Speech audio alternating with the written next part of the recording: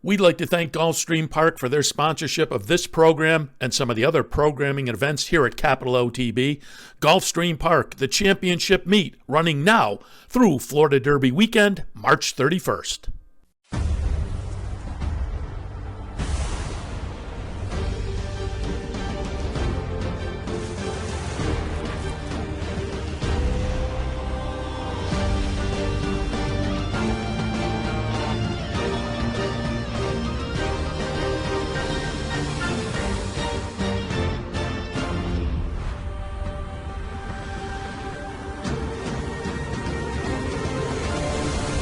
Broadcasting live from the Capital OTB studios, this is Racing Across America with Seth Merrow.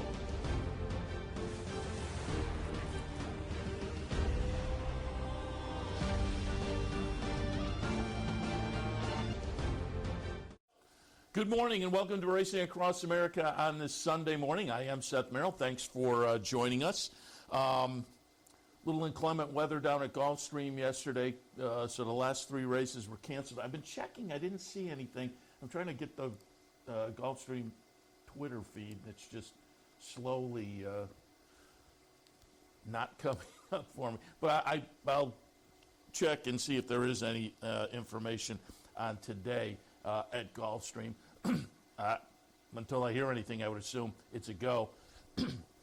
But they did have a little bit of weather. They had quite a bit of weather all week long. I think that's what played into. And by the end of the day yesterday, more rain, some heavy winds, and so the last few at Gulfstream were canceled yesterday. And I'm just looking at. They haven't posted anything on their Twitter feed so far today. So I'm looking at our friend Brian's Twitter. Yeah. So I don't see anything noting that there's any change in today. I will say, I said yesterday when they canceled the last few, I said it might work out for the stakes race. The stakes race was the Alan Jerkins, a couple of miles on the grass. They had already announced that would be off the grass. And so I said maybe they postpone, maybe they get it back to what they intended. I think that'll be the game plan. It sounds like they're going to go next week with the Alan Jerkins. They're going to redraw the race, but they'll hopefully get the surface they were intending. Don't forget, if you'd like to come down here to the Clubhouse Racebook on a Sunday, you can watch all the games and all the racing action. We are in the midst of getting ready for the playoffs in the NFL, and you can come down and root your favorite team on right here, Clubhouse Racebook, throughout the season. Football Sundays, put your name on one of the squares. Maybe you win some prizes. Watch all the horse racing action. Grab a little lunch at Fredella's. That's every Sunday right here. Clubhouse Racebook, 711 Central Avenue in Albany. All right, as usual, excuse me, on a Sunday, we will take a look at some of the stakes action from yesterday, including in New York, a little controversial stakes action. But I wanted to start out going back to Friday night because out at Remington, every year, this time of year, they have one of the late season 2-year-old races. It's kind of fun. The Springboard Mile, again, that was Friday night out at Remington. The favorite was Raging Torrent. Raging Torrent in from Southern California for Doug O'Neill, and I think maybe the company lines were standing out, had finished behind Muth and Prince of Monaco, but Raging Torrent will finish last. You can see the ding-dong battle is happening up front between the second and third choices. At 7-5, it's going to be Otto the Conqueror, the number 8, getting it done by 3/4 of a length over Glengarry, who was 2-1 as the second choice. Luis Saez on board. Steve Asmussen, trainer of Otto the Conqueror. Otto the Conqueror, again, was the second choice at 7-5. Rising Torrent, the 6-5 favorite, wound up last in the field of 6. But second choice gets it done right there. Otto the Conqueror, who came in with a record of 2 wins and 3 starts and a third-place finish. It was the stakes debut. Had debuted overall at Ellis back in August. Ran a pretty good second. As oftentimes happens, the Asmussen horses get even better next time, and this one broke the maiden at Churchill in September. Went through Allowance Company at Churchill in October. Then, boom, Springboard Mile on Friday night and gets it done. So this one's now 3 for 4 overall, a nice little stakes victory. You would think this will be one to keep your eyes on when the calendar changes in a couple of weeks and Otto the Conqueror becomes a 3-year-old. This is a 2-year-old by Street Sense out of a Shackelford mare, bred in Kentucky. Owned by Three Chimneys, trained by Steve Asmussen and Tyler Gaffalione on board. And I mentioned yesterday when I was handicapping Gulfstream, I'm assuming Tyler Gaffalione, and I looked and I didn't see anything verifying, but I'm assuming he was just on a little bit of a late season vacation maybe, because I didn't see anything about a suspension. But as I said yesterday, prior to Friday night at Remington and yesterday at Gulfstream, he had ridden Thanksgiving weekend at Churchill, and then he had some rides, a stakes day out at Del Mar. But otherwise, he hadn't been riding. And so, again, I'm assuming just kind of a late season vacation. But he came back on Friday night and gets right back to winning, picks up the winner's share of the $300,000 purse in the Springboard Mile. That was Steve Asmussen's 7th Springboard Mile. And I was curious, who were the other ones and what did they do subsequently? Because, again, I think this is a fun late season 2-year-old race out there at Remington. I'm not sure how productive it's necessarily been. I think some horses have come out who have been nice. Productive in terms of then moving on to the Derby Trail, the Triple Crown Trail. But I looked up the Asmussen horses. 2019 shoplifted one, didn't have any wins after this. 2018, it was Long Range Toddy, who turned out to be nice. But as far as wins, subsequently won the Rebel and a couple of non-stakes races and was placed in some stakes races. So a nice runner. Bayard won an ungraded Bonaparte and 3 non-stakes afterwards. And then a little earlier, you go back to 2005, a horse named Test Boy won for Asmussen, 2004 Smooth Bid, and Chocolate Man in 2002. So I'm not sure how productive his horses have been, but this one seems to come in showing some real talent so far. As they say, 3 for 4, broke the maiden in the second start, then went right through the allowance condition, and then right into a stakes and won that. This one may prove a little more productive than some of those others have earlier for Asmussen. But that was Friday night out at Remington in the Springboard Mile. All right, let's go over to New York now and take a look at some of the stakes action that had Twitter ablaze. But we'll start things out with one that was not particularly controversial. There were 2 New York Stallion Series stakes yesterday for $500,000. And annually, these get big fields. And there may be some first-time starters. There may be some maidens in here. And I said there are definitely owners who are saying $500,000, go into the entry box. And so you get a nice full field, certainly. But it was the favorite getting it done in the Phillies edition yesterday, the New York Stallion Series. My Shady Lady, experience counts. And she came in with some nice stakes experience already, not winning a stake, but had tried stakes company, and that experience proved fruitful as the 5-2 favorite. She's the number 2. You can see sneaking up there under Javier Castellano. Number 8, Walk With Me, second. Number 9, Elite Status, third. I like Solo Shot, the number 11. That one didn't do a whole lot as the second choice at 5-2. But pretty convincing. I mean, this is a 2.5 length victory for My Shady Lady. Saw Joe McMahon in the winner's circle. This horse bred by McMahon Thoroughbreds of Saratoga. So congratulations to them as well to produce a nice winner of a $500,000 race late in the 2-year-old season. So again, I say it all the time. You have a nice little New York bred runner. I would think at some point they will pop out and try Open Company. The fact of the matter is they beat Open Company to get break the maiden. Did it in July down at Gulfstream, and then subsequently came up and, as was logical, tried Saratoga again, a little stakes race, and ran third, but got a stakes race victory again in that New York Stallion Series.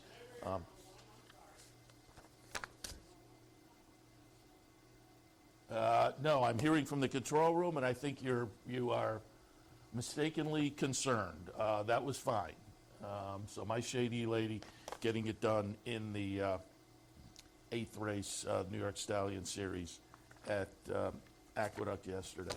Subsequently, I alluded to it earlier. Am I still on?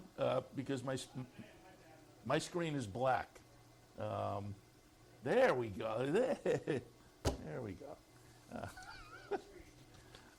All right. The second New York Stallion Series race was for the boys. And this, as I say, Twitter blew up, and I was a little dumbfounded in here as I did the OTB Live yesterday. It's going to be Antonio Venice at 6-1. I like Brick Ambush, the number 12. That one's going to run second at 7-2. Heavyweight Champ, the 3, runs third. The Big Torpedo, 7, runs fourth. And you can see him come out, and in the middle there, you see him juggle up. And so the stewards immediately took a look, because even Chris Griffin said it on the turn, oh, you know, they're bumping around. So Antonio Venice is a part of that jumble, and then gets up late and wins by 3/4 of a length. I would say you could make the argument, given the traffic and whatnot, was the best horse. But as the stewards looked, and they looked for a long time, when you went back and looked, the 12 and the 3, Brick Ambush and Highway Champs, seemed to, coming out of the turn, hold their line. And then it looked like 3 other horses tried to come in between those two in a space that wasn't meant for 3 horses.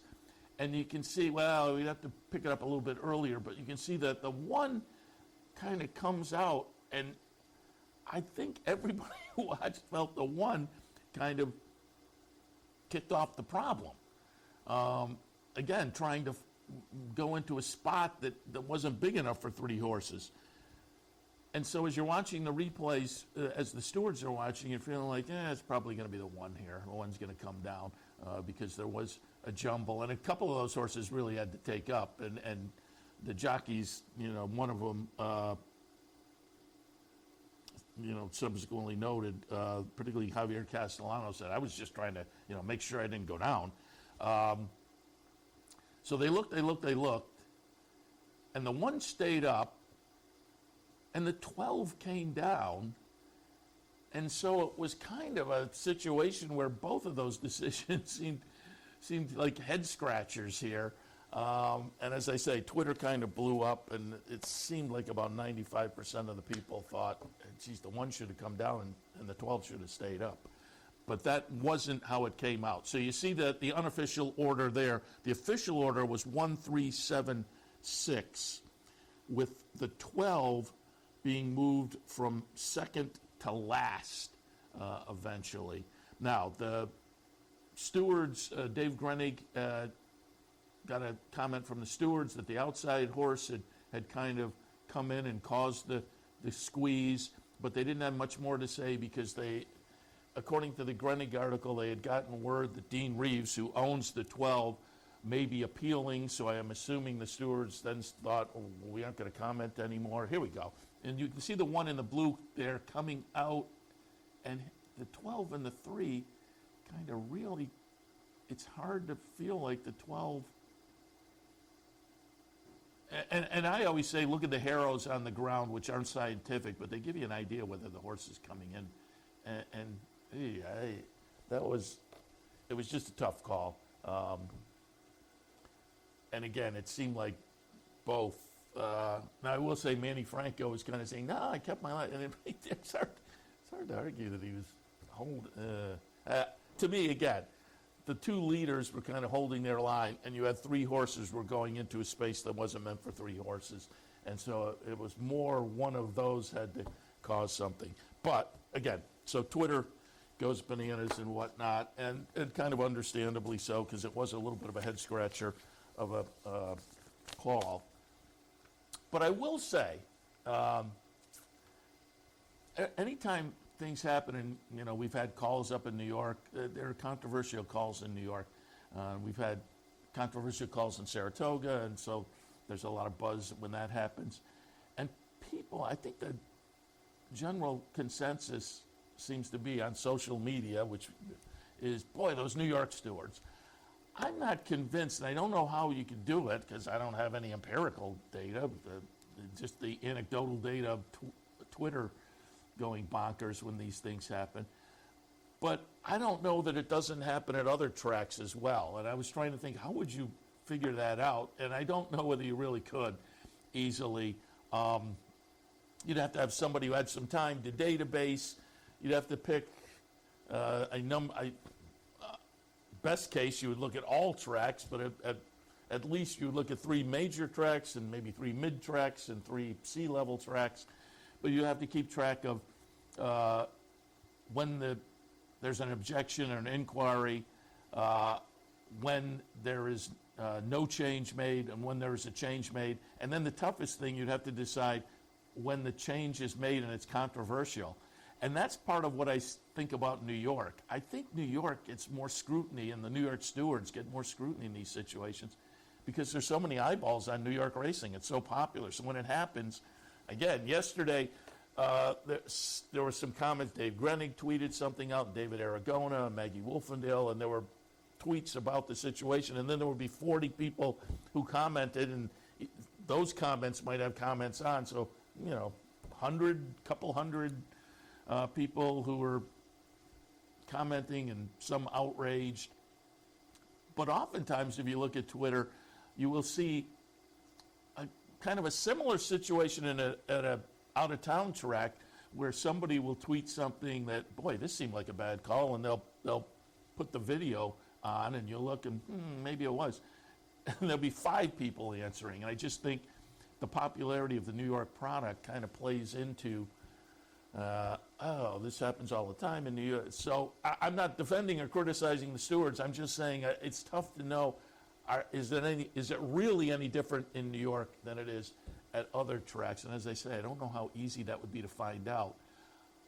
But I will say, if you're a sports fan, and probably most of us are, and you watch other sports, professional or college, you know that it's certainly not just horse racing. Any given weekend, you can look at whatever the major sport is at the time, baseball, basketball, football, and you'll read a couple articles on the weekend or during the week, controversial call decides game. So it's not just horse racing by any means. And in most of those other sports, they also are using television to decide. And again, I would be interested to know if it really is different in New York than other places. As I say, I don't know if there's a practical way to do that. But again, a little bit of a controversy yesterday in that New York Stallion series. And again, it may be yet to completely play out. We'll see if, some owner, because in a $500,000 race, second to third, second to out of the money, that's a pretty big hit to take. So we'll see if there is some kind of follow-up there. But as I say, there was certainly some controversy amongst the fans watching, yes. And I was a little bit dumbfounded with the result myself. But we move on. And the Oaklawn stakes race yesterday, it's that time of year. It's the tinsel. Mile and an eighth, a couple $100,000 up for grabs. I like Dennington in here. Dennington, a little bit disappointing, running 5th in the field of 6, but it's 6-1. War Campaign will get it done. War Campaign's the number 1 horse. Phil Sims, trainee, with Manny Esquivel on board, and looks pretty good. Chart margin winds up to be a length and a half. Speed Bias, the 5-2 second choice, runs second. Strong Quality, the Mark Casse runner, who was maybe a little bit better on turf. Well, I make that argument, was off the turf last time at Churchill and won on the front end. But that one runs third as the 7-5 favorite. But War Campaign getting it done, and as I say, 6-1, $14 and change, with Manny Esquivel riding. Again, kind of a easy victory with the length and a half there. And you would have to think, I didn't see a follow-up, but you would have to think game plans probably to, take a look at the very least at that older series down at Oaklawn as they go along, because you got the win under your belt at the 9 furlongs. Why not try again? Because it certainly offers up some valid purses if you have a nice older horse, and that looks like a nice older horse war campaign there. Also yesterday, the Los Al Futurity, and of course this time of year we always do like to take a look at the 2-year-olds, and out in Southern California, Bob Baffert typically has some potent 2-year-olds, and that's the way it worked out again yesterday. We talked about the race with Ellis Starr yesterday, and he thought the Baffert trainee Coach Prime was the one, and the betting public did as well. Coach Prime went off at 4-5, but at 13-1, the other Baffert gets it done, and gets it done pretty nicely here. Chart margin will be half a length, with a nice little battle in the stretch with Stronghold, a Phil D'Amato runner. Winstock's going to be the number 2. Stronghold is going to be number 3. And again, the favorite from Baffert, Coach Prime, is the number 5 horse. Winstock came in with 1 win and a couple off-the-board finishes. So it took this horse a little time to get going, but broke the maiden in the 3rd career start. Baffert was quoted after the race as saying, I'm surprised the first couple because he's looked really good in the morning.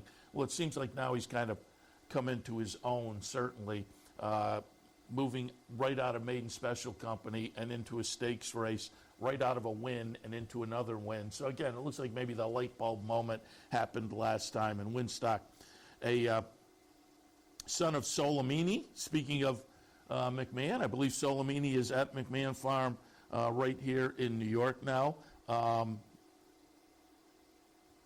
But you can see he makes the nice late run here under Kyle Frey to score in yesterday's Los Al Futurity, making the win the 14th in the Futurity for Bob Baffert. And like I looked up in the Springboard Mile for Asmussen, I was curious. It'd been a couple of years since Baffert had won. His last win was 2020 with Spielberg, who seemed like Spielberg was on his way to be a nice horse, and that didn't quite play out. But certainly, you look at the Baffert Futurity runners, they've been okay. Spielberg in 2020, 1,000 words in 2019, Improbable in 2018, McKinsey 2017, Mastery 2016, More Spirit 2015, and Dortmund in 2014. So some of those clearly have turned out to be very nice. We'll see what happens as far as Winstock going forward, but you would have to think that'll be one to watch. And of course, with the Baffert situation and the Kentucky Derby, also one to watch to see how it plays out as we progress through the next 3 months, heading towards potentially the Kentucky Derby. Does it go to another barn? Do they say, we'll skip the Derby and aim for other things? Again, the Baffert situation with the Derby just adds a whole other layer to the Triple Crown Trail. All right, and finally, wanted to pull up from last night, also the Prairie Bayou down at Turfway. Older horses going 1.16 on that synthetic surface down at Turfway at 99 cents to the dollar. Love that penny breakage. 99 cents to the dollar. It will be favored. Wolfie's Dynaghost getting it done for Jonathan Thomas. A horse that earlier in the career we saw plenty in New York, including in Saratoga. But it's turned out to be kind of a fun older horse. A 5-year-old now. There was over $800,000 in the bank going into yesterday, and with yesterday's purse of $125,000, we're approaching $900,000. So this is a horse sitting on the verge of becoming a millionaire. Wins it, as you could see yesterday, held off the late charge from Cellist to win it by a head. So it was a nice little ding-dong battle as they got close. You had to kind of sit on the corner of your seat if you had Wolfie's Dynaghost. But Cellist just misses running second, and Hush of a Storm runs third in there. Tis the Bomb, the Kenny McPeak horse, who showed a little promise early in the career, but so far in 2023, Tis the Bomb, as a 4-year-old, hasn't really done anything, and didn't yesterday either, running 6th in the field of 8. But it was Wolfie's Dying Ghost. As I said, we saw that one in New York earlier in the career, including up at Saratoga, and has turned out to be a nice little runner. And as I said, we saw him at Saratoga earlier in the career. I think this year, see if I still have the Equibase page up. I think this year kind of been, there we go. I think out of town all year. Yeah, started at Gulfstream, Turfway, Churchill, Woodbine, Kentucky Downs, a couple more at Woodbine, and then Turfway for Wolfie's Dying Ghost. But has won 5 starts so far this year.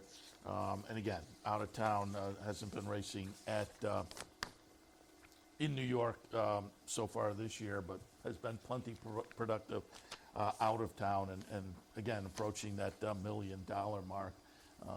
As a 5-year-old, we'll see. I would think we'll see more of Wolfie's Dying Ghost, and so I would think has the potential to become a millionaire. Again, I didn't see a follow-up to see, at the end of the year, you always have to wonder, particularly a 5-year-old, will they keep going? And I didn't see a follow-up article to hear any comments on that, but it wouldn't shock me to see this one come back and, as I say, knock on and go through the millionaire door maybe early in the year. All right, we'll take a break. When we come back on this Sunday morning, we'll do a little handicapping for Sunday afternoon and hit on some news and notes from the day and the week as well. So all of that when Racing Across America continues on this Sunday morning. Stay tuned. And they're off in the Pegasus World Cup. They're off in the Fountain of Youth Stakes. And they're off in the Curlin Florida Derby. Forte wins. White Aborio almost home. And Nyquist is still unbeaten. Orb and John Velasquez have won the Florida Derby. Barbaro wins. And there you have it. Northern Dancer will be the winner of the Florida Derby.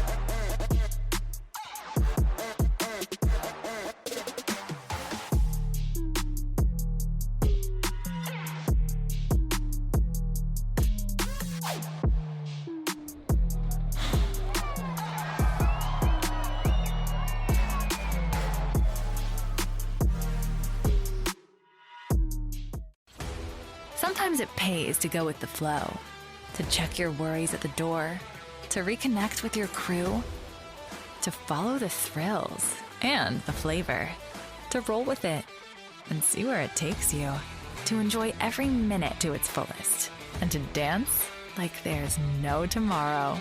You can do that here at Rivers Casino and Resort Schenectady, where the good times flow. Welcome back.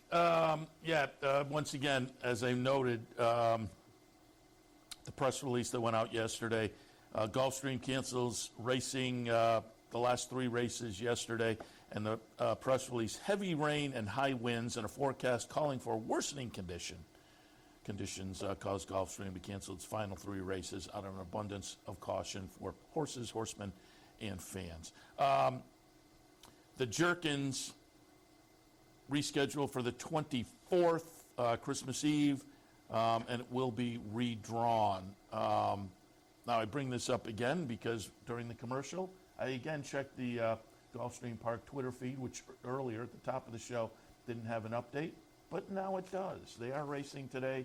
The main track is listed as sloppy. They're off the turf onto the Tapeta. They have scratches listed on Twitter if you're interested in that. So again, post time 12:10. They're going at Gulfstream, but I'm going to take a look with anticipated maybe a little better weather. Anticipated, I think we're okay I know around here, as we get late in the day or tonight, we're supposed to have some rain, but we'll hope things are nice down in New York. As I'm going to take a look at the Pick 5 sequence at Aqueduct. And again, as usual, I don't have scratches or anything yet, so I'm not putting together tickets, just going through and giving some ideas, and we will, again, take a closer look later on during OTB Live. But currently, in the morning, we are taking a look at that late Pick 5 that starts with race number 5 on Sunday afternoon. And in the fifth, we're looking at State Bred Maid Specials going the one-turn mile. I have it 5, 9, 1, and 8. I'm going to put Landed on Top by Omaha Beach from Wesley Ward. So there's a little win early. Didn't live up to that in the first start of the career. But I thought ran okay. Went off at 7-2, took some action, obviously. Got the experience under the belt. Experience counts. So Omaha Beach, very good with debut runners. Didn't live up to that. But then you move on to win early. This horse attracted $500,000 summer of 2022, right up the turnpike at Fasig-Tipton. So I'm going to put Landed on top. Second slot, I'll look at Stars in the City. It's Linda Rice with the City of Light runner. Another good win early sire. This one, 2 starts so far. Nice improvement, start 1 to start 2. I will know, both of those were on the turf. So now cuts back from 2 mile and 16ths on the turf to a one-turn dirt race. I'm hoping that will be productive. I don't know if the workouts underneath are indicating anything regarding the surface switch. But again, it's Linda Rice, who I believe is 6 away from the all-time New York wins in a year record. David Jacobson has the record. Linda Rice is chasing, and it's going to get tight because including today, there are 4 days of racing left to get 6 more wins to tie and 7 to be the all-time winningest trainer in New York in a year. So we will see how it works out. But Linda Rice, trainer of Stars in the City. Third spot, it's 5-2. It's also Linda Rice. This one leaving from the rail off a pretty good debut effort. Ran a nice second. Had a number that was pretty good compared to this bunch. And you think has the potential to maybe build on that a little bit as well. So for me, in the 5th race at Aqueduct today, kicking off the late Pick 5, I have 5, 9, 1, and 8. 6th race, we'll kick off the late Pick 4. If you try the Pick 5 and you swing and you miss, you can reload for the Pick 4 that starts in race 6 with plain vanilla claimers down at the bottomish level of 10,000. 3/4 of a mile is the trip. And at Aqueduct in the 6th, I have it 6, 3, 9, and 2. I'm going to put Candy Tycoon on top. It's David Jacobson having a very good meet. Having a good meet down at Oaklawn as well with the string down there this winter. This one, however, does come back off a voided claim at a much higher price. So the combination of those two, and I would expect a short price, it's 8 to 5 on the morning line. I'm thinking that comes down 2 or 3 ticks at least. So at a short price and with that question mark, I think even if there's an issue, this horse maybe outclasses them here. But there's enough of a question mark, the voided claim and the precipitous drop, to say, I'm playing, in my second leg of the Pick 5 or in my first leg of the Pick 4, let me at least think about some others. And Chateau, I think, very playable for Rudy Rodriguez. Plenty of early speed. And with the early speed and taking the blinkers off, I thought that was interesting. This is the second off the claim. Claim for 16, popped up to 25 last time, led for much of the way and wound up a close-up 4th. And now they drop down to the 10 tag. So they drop lower than the level of the claim. They take the blinkers off. I think Chateau is very interesting and likely to offer some decent value as compared to Candy Tycoon. Clem Labine in the 3rd spot. Last seen at the end of November, so a little less than, I guess, 3 weeks on the sidelines, 2.5 weeks. Also taking precipitous drop off numbers that are okay. There are back numbers out in California that are clearly good enough. This, again, is another Jacobson runner. And, again, this could be the other half of an uncoupled entry, from the same barn anyway. But, again, there's question marks on that drop. This is a race where you've got pros and cons for a lot of them, and so it's just what is a little more palatable to you. The two Rudy runners in the 4th spot, I have Mr. Phil, Lake Chateau, another Rudy runner. They're maybe taking drops that are a little more palatable. So either of those have maybe less in the con department than the two Jacobson runners. But in the 6th race, I have it 6, 3, 9, and 2. 7th race this afternoon, State Bred Maiden Specials, 2-year-olds going 9 furlongs. 7, 8, 1, and 2. I'll put Malibu Margarita on top, going out for the aforementioned Rudy Rodriguez off a debut effort that was okay by Malibu Moon. There's a little breeding there. Didn't quite live up to it in the debut, but ran an okay 4th. Had a little traffic in that race.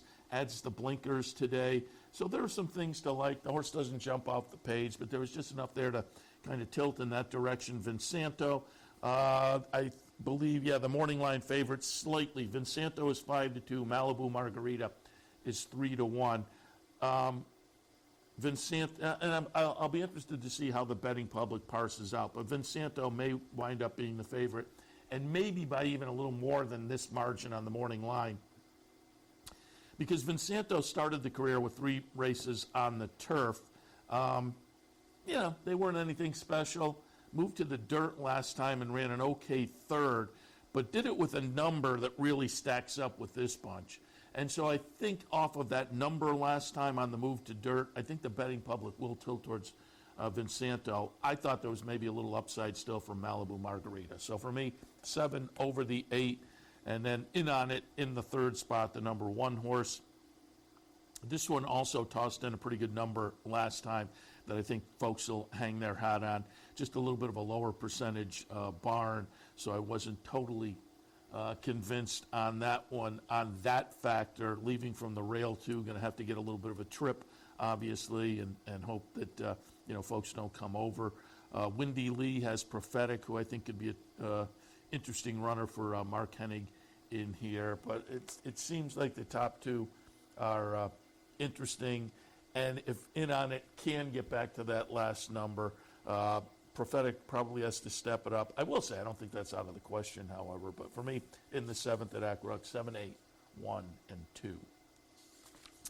8th race at Aqueduct on Sunday afternoon. We're looking at allowance runners, non-winners of one other than, vying for $90,000. 9, 3, 6, and 1 for me. I'm going to go outside to Daddy Knows.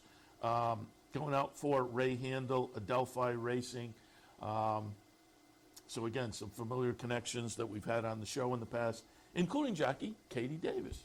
I have had Ray Handel on, and the folks from Adelphi. So always like to root for the folks we're familiar with, and we'll be rooting for this one, but I think a lot of other people will be on board as well. This one's 4-1 on the morning line, but I'll tell you, off the last couple of buyers, I think this horse is going to take some action, and that's kind of what I was keying on. Those last 2 buyers have pretty much an edge on everybody in here if we get back to those. Now, Rocco Strong goes out for Michelle Giangilio, Marshall Graham's 10-Strike Racing and Company, and comes in pretty good form himself, having won 3 back, a close-up 3rd, 2 back, 4th last time, but I thought it was okay. It was over a muddy seal track as well. I think this horse will absolutely be a player, as will Sunday's with Sandy, coming off a win last time. And again, there are numbers. The last couple of numbers are pretty good and stack up with this bunch. There are back numbers that match up with those last 2 from Daddy Knows, and I don't see it as being out of the question that we get to those numbers here on a series of races that seem to be moving in that better direction. Maker's Candy goes out for trainer Mike Maker, Manny Franco on board, another one coming off of a win. This horse looks to have to step it up a little bit. The last was at the no, there was a race down the page almost a year ago, a little less than a year ago, that was a better buyer. But the last buyer kind of jumped forward a little bit. Maybe that signals this horse is moving in the right direction if you wanted to make the case there. But for me, in that 8th race at Aqueduct this afternoon, I have it 9, 3, 6, and 1. And we'll wrap up that late pick 5 today in the 9th. State bred allowance non-winners of 1 runners, going 9 furlongs. Excuse me. I'll put Spilkis on top. Coming in overall good form, but good form recently as well. 4 wins and 8 starts, but 2 of those wins were in the last 2 starts down at Parks, and it seems like over the last few weeks. And again, that winter season, you have to be a little more forgiving about the horses coming in from out of town. There are some tracks during the season you look at and you may think, I'm not sure how they're going to match up. But you get into this winter season, some of these out-of-towners can come in and do very well. And the Parks runners, Butch Reed and some of the stakes runners. But I think Spilkus coming in off the good form at Parks is an absolute player here. Horse Be With You, 15-1 on the morning line, coming in from Finger Lakes. And again, I think that's a tough move. I like it the other way. I like New York to Finger Lakes. I think those horses very typically have an edge upstate. The other way, not so much, except this time of year. And so this one coming down for Chris Engelhart from Finger Lakes, having shown some good form recently. I think this horse can be a player. I'll be interested to see if that morning line holds up. If it does, Horse Be With You, very intriguing, and maybe as a play in the pick bets as well. And then Engineer Empire, lightly raced for Christophe Clement. I wasn't sure what to do with this one because off the first 2, particularly the improvement, start 1 to start 2, that second start is clearly promising. And then laid off from that March start until November, and the comeback was just, not good. But did the horse need it? Was there some, I always say, don't judge one race good or bad. But it's tough to feel super confident. I wasn't confident enough to leave it out. I'm not confident in the horse, but I didn't feel confident to leave it out off of that second career start. So I'll give this one more look this afternoon, Engineer Empire. So for me, in the 9th and final at Aqueduct on Sunday afternoon, 7, 5, 10, and 4. And as noted, we will we'll take a look at that action live this afternoon on OTB Live. That'll kick off today. Well, I was going to say it'll kick off. Yeah, it will. It'll kick off probably about noontime today because the first at Gulfstream, and I'll look at some Gulfstream and some Aqueduct. First at Gulfstream will be 12:10, so we'll start in, about an hour and 20 or so with OTB Live this afternoon. And I hesitated because at Aqueduct, if there's a 12:50 post time, their pregame kind of overlaps the opener at Gulfstream, so I don't interrupt them to jump in. But with a 12:20 post time, which it is today at Aqueduct, they'll be done with their pregame, and I'll have time to take a look at that opener at Gulfstream. So again, OTB Live on Sunday afternoon in about an hour and 15 now. All right, we'll take another break, our final break, and when we come back, we'll hit on some of the news and notes from the day before we wrap it up on this Sunday. Seth Merrow in the studio again, as always. Thanks for joining us. We appreciate it. Stay tuned. We'll be back in a couple as Racing Across America continues.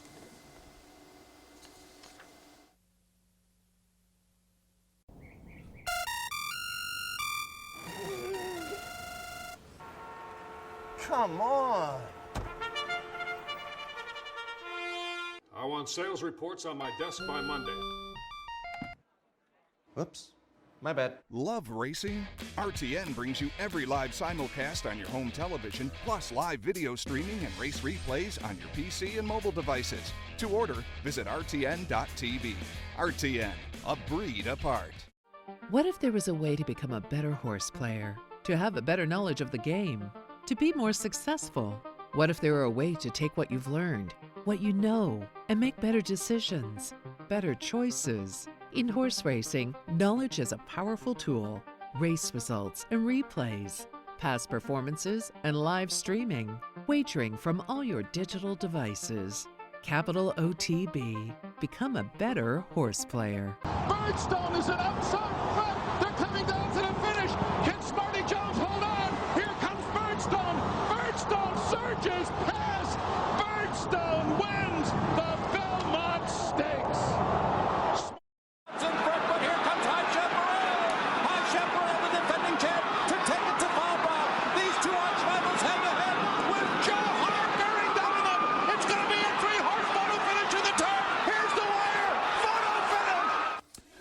Welcome back. And again, if you weren't tuned in a few minutes ago, Gulfstream is a go.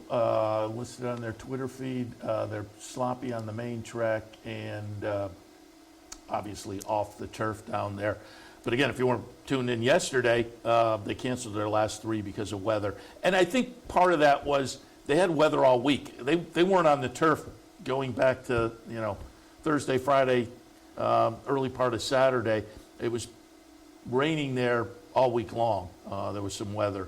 Tampa kind of escaped it until yesterday. Tampa got hit with some weather yesterday as well. But I think part of the situation at Gulfstream, again, the press release said heavy winds and high winds and heavy rain came in later yesterday. But I think it compounded that with a few days of rain already, kind of played into the situation. But they are scheduled to go today, so keep that in mind for you. And keep in mind, they're off the turf again. So for me, I don't really change things up at Gulfstream because they go over to the synthetic, and a lot of times that turf form will hold. National Museum of Racing announced their Joe Hirsch Media Roll of Honor inductees for this year. A couple of them are kind of contemporary guys that folks in the audience are familiar with. One's a little, goes back a little bit. But Dick Girardi and Paul Moran inducted, as was John L. Hervey. Hervey, again, passed away in 1947. But just looking at his bio in the press release, he was described by the Thoroughbred of California as, quote, the dean of American turf journalists. I have to admit, wasn't familiar with him, but I'll have to become familiar, I think, and maybe try to find some of his writing. The editor of the Trotting Horse, going back to the end of the last, the end of the 1900s. He also provided racing coverage for the Chicago Tribune in the 1890s. So again, this was a guy historically who had some say in the game, and so he's inducted. But again, more contemporary. I think a lot of folks in the audience familiar with Dick Girardi and Paul Moran. Dick Girardi's still out there doing work. And he's also a contest guy. I want to say the last time we were at the NHC, I think I interviewed Dick. If I didn't, I asked, and a lot of times these guys are in the midst of playing, and they're like, I got to kind of, which is totally understandable. But I think Dick came over for an interview. But he's still out there. Paul Moran, of course, worked for Newsday, passed away back in 2013. But Paul Moran won a couple of Eclipse Awards. Just kind of breezing through. The New York Times said Moran was, quote, the last true turf writer whose written words and outsized personality belonged on the same page and in the same press box with Ring Lardner and Damon Runyon, Joe Palmer, and Red Smith. Nice words there. And as I say, Girardi still going. February 1985, hired as the horse racing writer for the Philadelphia Daily News, became a fixture on the national scene, won an Eclipse Award in 2006 for his series on Barbaro. He's won the Red Smith Award for Kentucky Derby coverage 5 times, 3-time winner of the Joe Hirsch Award for Best Breeders' Cup story. So again, congratulations to all of those folks. The Media Honor Roll is relatively new. Was established in 2010 to recognize individuals whose careers have been dedicated to or substantially involved in writing about thoroughbred racing and who distinguish themselves as journalists. And then it notes in the press release the criteria has since been expanded to allow the consideration of other forms of media, which I think is great. Particularly in this day and age with some of the print stuff disappearing as we move along, I think you have to recognize TV, radio, maybe blogs or podcasts or something going forward. But most of the folks that are on that media honor roll, the Hirsch Media Honor Roll at the museum, are writers, and I'll just hit on some of them because there are certainly some familiar names in here. Red Smith, Russ Harris, who I said on yesterday's show, when I was a kid, it's changed now. It's hard to, how do people get into the game without having that same kind of coverage? And when I was a kid, you'd sit down for lunch, you'd open up the Daily News or the Post, and there'd be articles every day about horse racing. And Russ Harris was one of the guys I read all the time early on, and I'm sure a lot of people in the audience are the same. But also, and I'm just kind of skipping around, Jay Hubday, Andy Byer, no surprise in there, Jenny Reese on the that Media Hall of Fame, Steve Haskin, Mary Jean Wall down in Mike Veach, our friend Mike Veach, deservedly so, Charles C. Canny, Tom Hammond, Jay Privman, Damon Runyon. So again, congratulations to the folks who were inducted or will be inducted in the next class of the Joe Hirsch Media Honor Roll, Dick Girardi, Paul Moran, and John Hervey. A little less encouraging media news came out that FX, through a New York Times documentary, will air Broken Horses is the title. And this, as the article I read notes, follows a 60 Minutes piece in November that, and again, I'm reading, I believe this was from the Blood Horse, it was, the 60 Minutes piece that cast horse racing in a poor light. I didn't think the 60 Minutes piece was as bad as I thought or anticipated it might be. I thought the 60 Minutes piece was kind of evenly handled. Coming out of the New York Times documentary pipeline, I'm not quite sure what we can expect from the New York Times Presents Broken Horses. It will come out, according to the article, they don't yet have an air date, but sometime in 2024 it'll air on FX. So we shall see how that shakes out. There was one of the panels, a couple of panels kind of addressed it. One directly of PR and the horse racing industry at that symposium last week down in Arizona. And I tried to get Matt Haggerty on yesterday, who was down covering. He had other things going on. Maybe we can get him going forward because, again, some of those panels had interesting discussions. But one of them was about PR in the racing game, and kind of some hand-wringing that it's tough for us to get our word out, and it is now. It's kind of absent from the mainstream media, and so the mainstream public is getting some misconceptions about horse racing. Something like that is not going to particularly help. All right, just in the last few minutes here, there was also notable, it's that time of year, the Graded Stakes Committee yesterday came out with their graded stakes list for 2024. 5 races downgraded from grade 1s to grade 2s, and that includes a couple of New York races. Downgraded from grade 1 to grade 2, the Carter Handicap at Aqueduct and the Man of War also at Aqueduct. So a couple of New York races also getting downgraded, grade 1 to grade 2. The Beverly D, now run at Colonial Downs, United Nations at Monmouth, and the Hollywood Gold Cup at Santa Anita. Now the Carter gets downgraded. I will say, I looked up the winners list from the Carter, and I don't know whether super stellar. This year was Doppelganger, last year's Speaker's Corner, 2021 Mischievous Alex, 2020 Vacoma, 2019 it was World of Trouble, 2018 it was Army Mule. But again, and it was interesting, Twitter blew up with this, with folks from various jurisdictions kind of defending their race that got downgraded and why did this happen, and looking at some of the fields and whatnot. And so there was some interesting conversation. The Graded Stakes Committee is an offshoot of the TOBA, the Thoroughbred Owners and Breeders Association.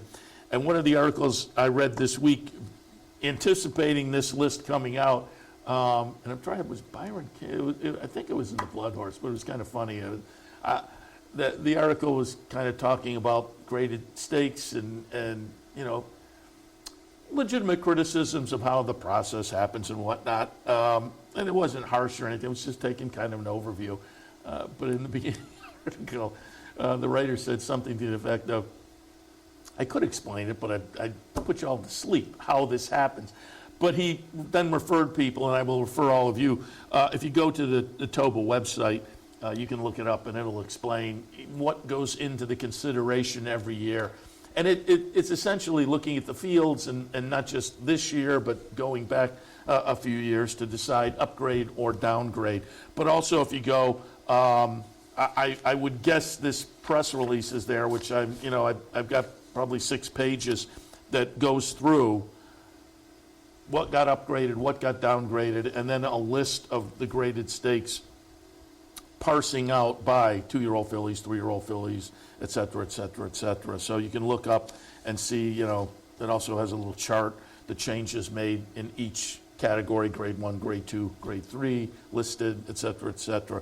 But you can look for yourself. But again, the notables were those races that moved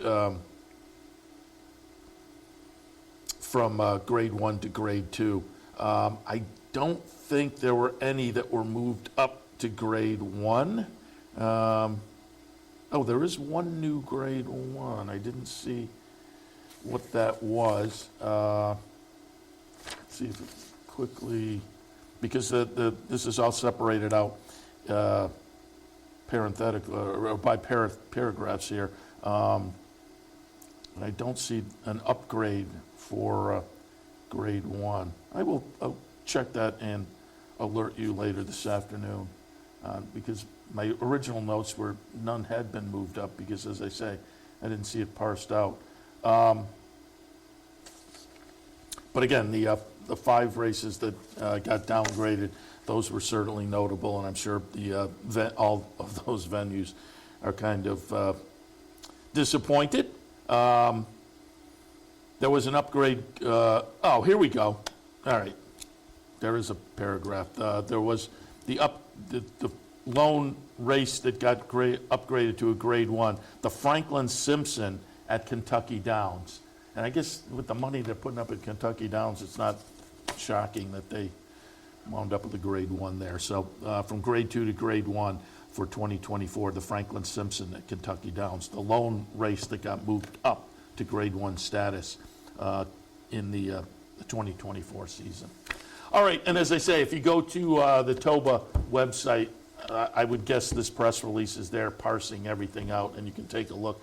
You also, Blood Horse has an article about it, Racing Form has an article about it, which also makes it clear what the changes are for 2024. But again, you can go to that TOBA website and actually also see what the process is that they consider to make this move when the committee gets together just about this time every year. All right, I'm going to wrap it up for Sunday morning in Racing Across America, taking a look at some of the stakes action from yesterday, including a little bit of controversy in New York.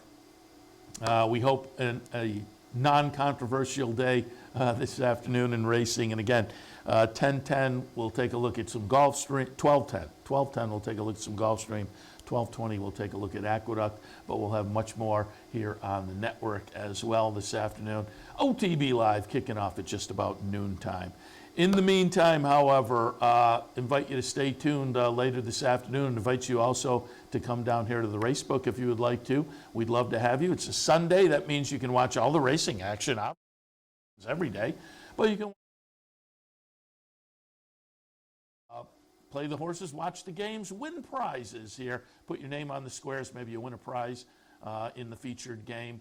But come on down and watch all the NFL action as teams square off and try to set their place in the playoffs, root for your team, and maybe grab a little lunch at Ferdella's. That's every Sunday throughout the season. Clubhouse Racebook, 711 Central Avenue in Albany.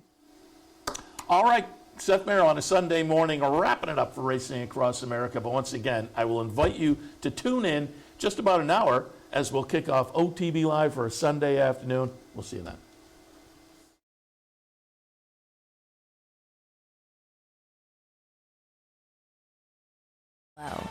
To check your worries at the door, to reconnect with your crew, to follow the thrills and the flavor, to roll with it and see where it takes you, to enjoy every minute to its fullest, and to dance like there's no tomorrow.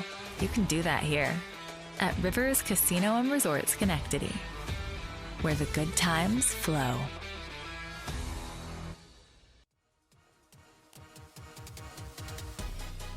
Gulfstream Park's championship meet brings world-class thoroughbred racing to South Florida each winter, and it's a prime reason to offer the best turf racing possible. Having the best surfaces is the key to offering a superior racing product. We are committed to attracting the world's best horses, trainers, and jockeys to run over our exceptional course. Gulfstream Park's new turf course will be unveiled this December. Capital OTB is now streaming live on Roku. The RTN Racing channel on Roku lets you watch OTB TV live through your Roku device or your Amazon Fire Stick, rather than being limited to computers and mobile devices, which means you can now watch OTB live wherever you are. Simply open Roku, scroll to find the RTN channel, then click on OTB TV. OTB TV on Roku. Try it now.